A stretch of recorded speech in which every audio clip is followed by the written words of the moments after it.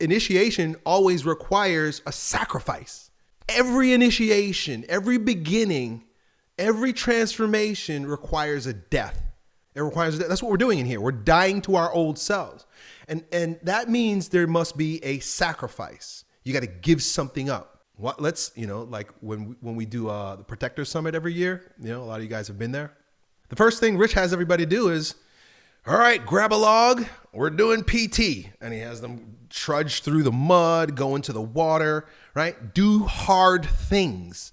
Men grow through sacrifice, and sacrifice is always doing hard things. That's why when I did grounding camps, it was a lot of active meditations, because active meditation is hard. It's hard to run in place for 20 minutes. Some of you guys who have been there, you remember, right? The one where we're just going, and guys are wanting to stop, but the music is going, the drums are going, and it's like, keep going, keep going. And by the time, the music stops and everybody falls on the floor, it's like, we did it. We did it. It's a small initiation. It's a pseudo initiation, but it was a challenge. Like when I played high school and college football camp was an initiation. It's like, all right, for the next 2 weeks, we're going to be doing training twice a day, plus workouts. And you're not going to get very much sleep, and you're going to have to eat this slop in the cafeteria. It's like, damn, okay. But we're all doing it together. It's tough. It's a sacrifice. It's bonding us, and it's making us stronger. Let's do it. Men love to do things. Women like to talk. And, we live in the effeminate society where they teach boys and girls in the same manner, which is sit down, shut up, and listen to the teacher. That works well for girls. That's why they're doing better in school. But men actually have to get up and do things. Men learn by making mistakes too. That's a part of the initiation process. Part of you guys in your initiation process here is like, hey, you might fall off, but you know what? You're held accountable, and you have an opportunity for confessions. And you're encouraged to get back on that horse. There's a story about how they train. It's an old story. I don't know. I'm not going to say it right. But about when you're learning to ride a horse. That's why I say get back on your horse. If you're teaching a young person to ride a horse, or you're teaching someone how to ride a horse, and they're on the horse and they get thrown off the horse, the most important thing to do is to get them back on that horse as quickly as possible, because they're going to start having resistance to getting on the horse again. If you baby them down there and just, coddle them and don't make them get back on the horse. I've done this with my kids too, and bicycles and stuff. Like you have to get back on it. Otherwise, you're not being initiated into it. You allow the challenge to crumble you, to destroy you. Men learn through doing. And as a fitness coach, you're primed for it.